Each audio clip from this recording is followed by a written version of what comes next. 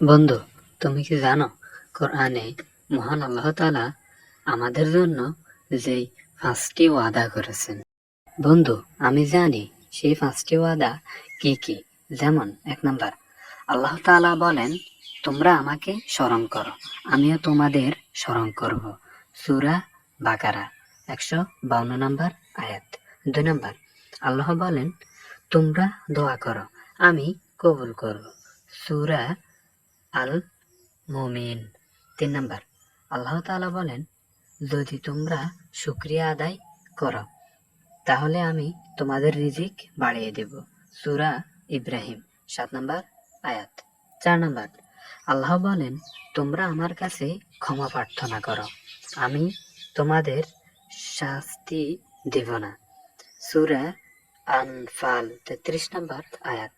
5 number, আল্লাহ তাআলা বলেন, তোমরা আমার উপর ভরসা করো, আমি তোমাদের জন্য যথেষ্ট হব।